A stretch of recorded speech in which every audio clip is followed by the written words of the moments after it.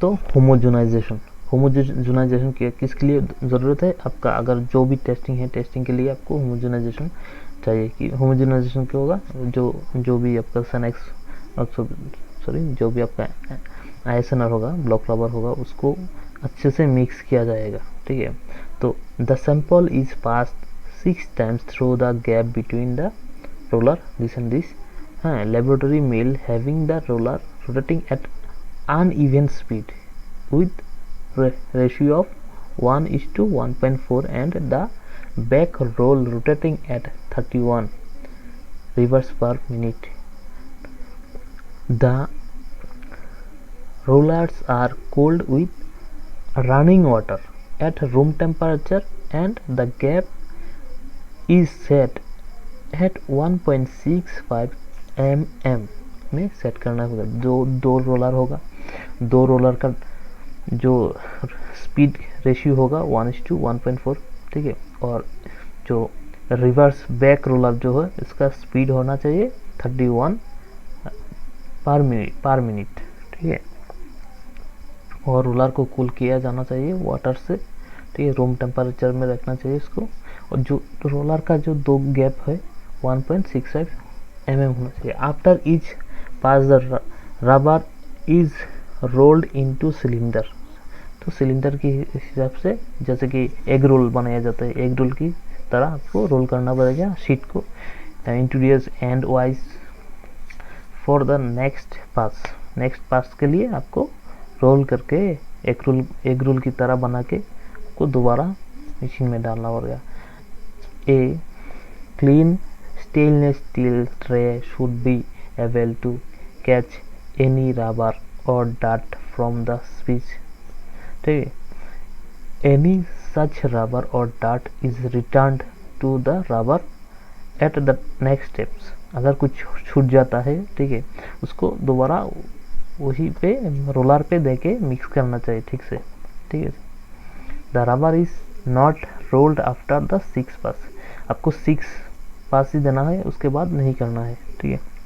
तो ये था होमोजेनाइजेशन में मिक्सिंग, अच्छे से मिक्सिंग, ठीक है। उसके बाद आता है एलोकेशन ऑफ सैंपल, ठीक है। एलोकेशन को टेस्ट करने के लिए कितना मटेरियल चाहिए, सैंपल कितना चाहिए। डार्ट के लिए 25 से 30 ग्राम, वोलाटाइल मैटर के लिए 25 से 30 ग्राम, P0, ठीक है। P0 means initial plasticity, P0। और PTR मैंने बताया था, PTR क्या है, कलर का पैरामीटर है, मोनी विस्कोसिटी भी है, एश और नाइट्रोजन ये दोनों चेक किया जाता है, ठीक है। तो आपको डार्ट कैसे निकालोगे आईएसएनआर का, ठीक है, बहुत ही इजी है। इसके लिए आपको वेट करना पड़ेगा 10 ग्राम ड्राई रबर, ठीक है, for the test piece. Pass 2 time between the roller with an nip setting 0.5 mm the gap होना चाहिए, आपको समझ में आया होगा। तो add about 25 ml of filter mineral turpentine solvent आपको ऐड करना पड़ेगा 150 ml to the rubber taken in a conical flask में रखना चाहिए। Add 1 ml copper oleate accelerator and allow it to swell overnight, एक, ठीक है। Heat the content in an air heating unit में उसको रख के हीट करना चाहिए 2 से 2.5 घंटे तक, ठीक है। ओसिलेशन ओकेशनल शेकिंग, ठीक है, and then filter it through a previously weighted clean and dry sieves. Wash the dry, ठीक है, wash the dirt with hot solvent until it is free of rubber, ठीक है। उसको डार्ट को अलग करना चाहिए, रबर को रिमूव करके। Heat the sieves with dirt in an air oven at 102 degrees centigrade for an hour, okay। इसमें। तो ये आप कर लिया, करने के बाद आपको कैलकुलेशन देखना पड़ेगा। कैलकुलेशन क्या है, सिंपल सी वेट कितना आता है इसके हिसाब से आप इनिशियल वेट और डार्ट वेट इंटू 100 तो आपको परसेंटेज में आ जाएगा, ठीक है। PRI plasticity intention index, sorry plasticity retention index test is a method for measuring the resistance of the raw rubber to oxidative breakdown on heating, ठीक है। Oxidation होती है, आपको पता है ऑक्सीडेशन क्या है, ठीक है। ऑक्सीडेशन में जो भी है हमारा यहाँ जो भी एग्जिस्ट करता है ऑक्सीजन है एयर में, उस ऑक्सीजन के साथ रिएक्ट करके क्या होती है, जो ब्रेक डाउन हो जाती है। जो भी आइटम है, हर एक चीज़ का अलग अलग एज होती है, ठीक है, ऑक्सीडेटिव एज। तो इसको कैसे निकाला जाता है, PRI है age of plasticity by unused plasticity into 100। A high value of PRI denote high resistance to oxidative breakdown, ठीक है।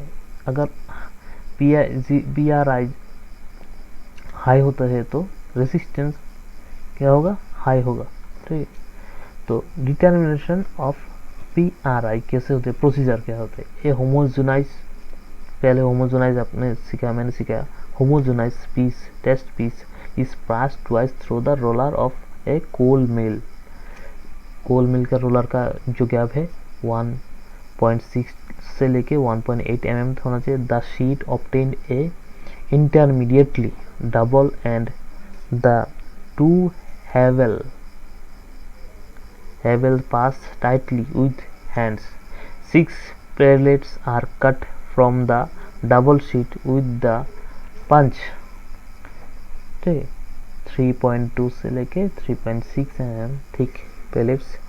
Ageing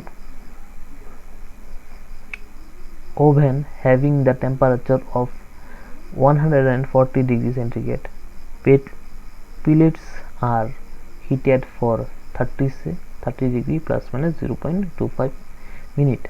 after ageing pellets are allowed to cool to the room temperature and the plasticity is determined using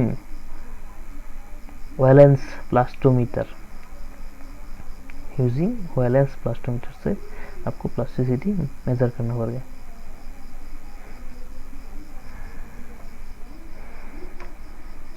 तो ये high value of Europe मैंने बताया था पहले भी, high resistant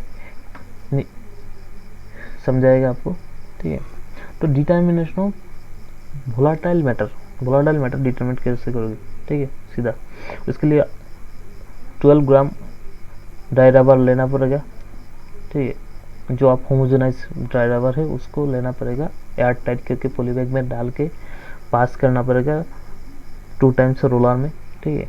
तो place the small in A hot air oven 100 degree से लेके प्लस माइनस 5 डिग्री तक for an hour. After 1 hour take out the sample and keep in a desiccator for 30 minute. Desiccator आपको पता है desiccator क्या है, अब लैब में काम करेंगे तो डेसिकेटर मालूम होना चाहिए। डेसिकेटर ऐसा है जहाँ पे मॉइस्चर को एब्जॉर्ब किया जाता है, ठीक से, ठीक है। अगेन वेट, आपको वेट लेना पड़ेगा। उसके बाद डेसिकेटर के 30 मिनट रखने के बाद तो keep the sample against again 100 plus minus 5 degree centigrade for 30 minutes and repeat the process till the constant weight। आपको constant weight तक आपको रिपीट करना पड़ेगा ये, ठीक है। तो वोलाटाइल मैटर परसेंटेज में आएगा initial weight minus final weight into 100 by initial weight, ठीक है। तो determination of ash content, ash होता है, ठीक है। एश कंटेंट कैसे मेजर करोगे, उसके लिए आपको 5 ग्राम होमोजेनाइज टेस्ट पीस लेना पड़ेगा और रैप करना पड़ेगा उसको, इससे एश लेस फिल्टर पेपर से आपको रैप करना पड़ेगा। Place the sample in a muffles furnace. Muffles furnace के एक मशीन है जहाँ पे उसको रबर को बर्न किया जाएगा, ठीक है। Muffles furnace at 550 degree centigrade temperature for an hour, for 4 hour, 4 घंटे के लिए आपको मफेल्स फर्नर में रखना पड़ेगा। Take out the sample and keep it in a desiccator, आपको डेसिकेटर में रखना पड़ेगा 30 मिनट के लिए to attain the room temperature इसको पाने के लिए। And again note the weight, आपको नोट करना पड़ेगा बर्न होने के बाद, ठीक है। तो एश कंटेंट में आएगा, आपको एश कंटेंट में आपको मिलेगा परसेंटेज बाय वेट में, तो weight of ash into 100 by initial weight of the sample taken, तो आपको जो भी वैल्यू आएगा वो एश कंटेंट आ जाएगा, ठीक है। उसके बाद आता है डिटर्मिनेशन ऑफ नाइट्रोजन कंटेंट, आपका जो आयसन है में इसमें नाइट्रोजन कितना है। Nitrogen occur in raw rubber as protein is and it can be used provide an indications of the protein content, ठीक है। तो रबर में क्या होते हैं, प्रोटीन होते हैं, प्रोटीन से नाइट्रोजन निकलती है, नाइट्रोजन जो निकलती है प्रोटीन से निकलती है। तो skim rubber contain high amount of nitrogen, skim में high amount of nitrogen, nitrogen is determined by a semi micro Kjeldahl procedure. Kjeldahl procedure में नाइट्रोजन को निकाला जाता है। Rubber is oxidise by heating with a crystal mixtures of anhydrous K2SO4 CuSO4 air and selenium powder, उसको ratio होना चाहिए 15:2:1 and concentrate H2SO4 thereby covering N2 compounds into ammonium hydrogen sulfate, ठीक है। The solution is made alkaline and the ammonia is liberated on stream distillations. This amount is absorbed in boric acid solution, इसको boric acid solution में dissolve किया जाएगा, sorry this ammonia is absorb कर लेगा boric acid solution में। Titrated with standard 1 normal sulphuric acid solution, तो sulphuric acid solution से standard किया जाएगा। उसके बाद आता है डिटर्मिनेशन ऑफ नाइट्रोजन, कैसे डिटर्मिन, प्रोसीजर क्या है। Weight 0.1 gram of rubber in a clean dry kg flux, add amount about 0.65 gram of crystal mixtures and 2.7 ml concentrate sulfuric acid. Digest it until the solution become clean green. Cool the digest and dilute to 10 ml. Transfer the content to the distillation flux and add 10 ml 67% sodium hydroxide solution. Take 10 ml boric acid solution 2% in a 10 ml conical flux and add 2 or 3 drops of methyl red indicators. Pass stream through the distillation apparatus for 5 minutes. Titrate the distillator with 0.1 normal sulfuric acid, ठीक है। उसके बाद आ जाएगा at this end point the color change from green to light violet. Carry a black determinations through the entire procedure, ठीक है। percentage for nitrogen V1 minus V2 into N into 0.014 into 100 by weight, 100 by W। तो V1 क्या है, V2 क्या है, N क्या है अब बताऊंगा। तो V1 है titrated volume of a sample, V2 है titrated volume of a blank, then N is normality of sulphuric acid. उसके बाद ठीक है, तो इसका नॉर्मलिटी क्या फिक्स्ड है क्या, फिक्स नहीं है। तो आप जो सॉल्यूशन बनाओगे उसका नॉर्मलिटी अलग होगा, तो यहाँ पे N जो है अलग होगा, ठीक है। आपका सॉल्यूशन के हिसाब से n होगा, n का वैल्यू होगा। और 0.14 जो है एक कांस्टेंट एक फिगर है, ठीक है। तो W जो है weight of a sample taken, ठीक है। आपको जो जितना भी वेट लिया सैंपल उसको पहले वाला जो पार्ट है उसको डिवाइड करना पड़ेगा W से। उसको डिटर्मिनेशन ऑफ नाइट्रोजन, तो इसके लिए रिएजेंट क्या लगेगा। Sodium hydroxide 60 gram of sodium hydroxide pellets in 100 ml of distil water, तो क्या होगा 67% आपको सॉल्यूशन मिल जाएगा। बोरिक एसिड 12%, कैसे बनाओगे, ठीक है। 40 gram of boric acid dissolved in water, warming it necessary, diluted to 202 liter. After cooling, to this add enough indicator mixtures. तो बोरिक एसिड के लिए आपको 2% आपको बोरिक एसिड चाहिए, तो 40 ग्राम ऑफ बोरिक एसिड आपको वाटर में 2 लीटर वाटर में मिक्स करना पड़ेगा, ठीक है। डिस्टिल वाटर होना चाहिए, जो वाटर आप यूज़ करोगे किसी भी रीजन को प्रिपेयर करने के लिए डिस्टिल वाटर होना चाहिए, ठीक है। तो मिक्सचर्स इंडिकेटर सॉल्यूशन कैसे बनाओगे आप, यहाँ पे बोरिक एसिड 2% में मिक्सचर इंडिकेटर मिक्स करने के लिए बताएगा। 0.1 gram of methyl red and 0.05 gram of methylene blue in 100 ml of 96% ethylene alcohol. 100 ml 96% ethylene alcohol में मिथाइल रेड और मिथाइलिन ब्लू आपको ऐड करना पड़ेगा, तो क्या होगा मिक्सचर्ड इंडिकेटर सॉल्यूशन आपको मिल जाएगा।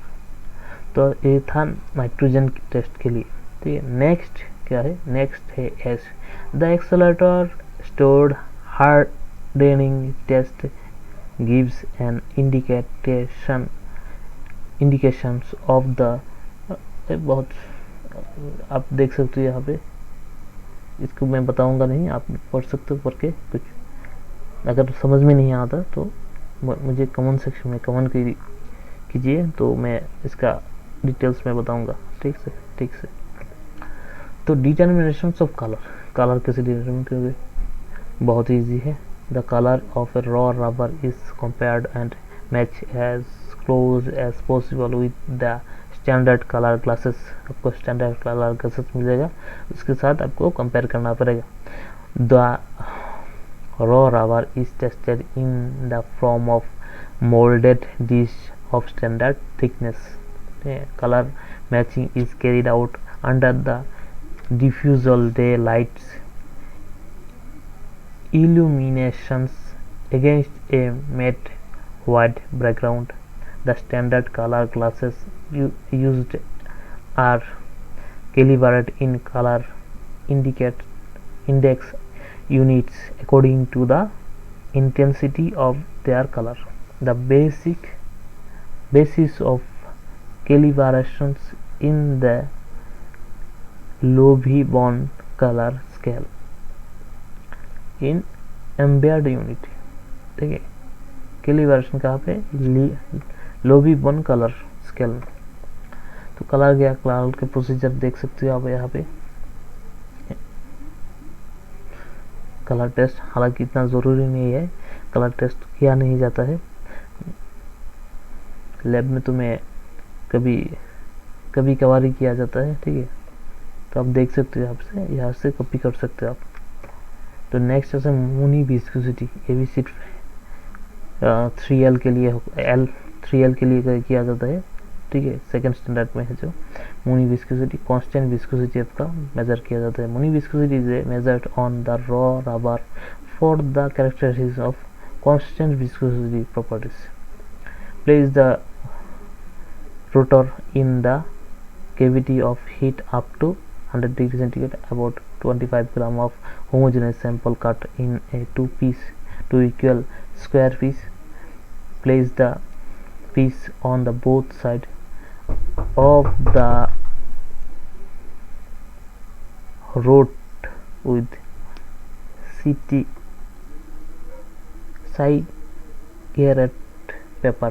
cigarette paper on both sides. Then replace the rotor and close the panel. Patent. Start the motor after giving 1 minute per preheating time. Read the viscosity in Moni viscosity unit after 4 minute. तो पहले के तो इसके लिए आपको 5 minute ज़रूरी है, 1 minute पहले प्री हीटिंग के लिए, ठीक है। उसके बाद आपको मोनी विस्कोसिटी यूनिट को चलाना पड़ेगा 4 मिनट के लिए, ठीक है। तो ये यूनिट मेज़र हो जाएगा ऑटोमेटिकली। तो आज के लिए इतना ही। Thank you for watching. आपको अगर वीडियो अच्छा लगा तो लाइक शेयर कर देना, सब्सक्राइब कर देना इस चैनल को, और बेल बटन को हिट कर देना, ताकि मैं अगले जब भी वीडियो अपलोड करूँगा तो आपको मिले।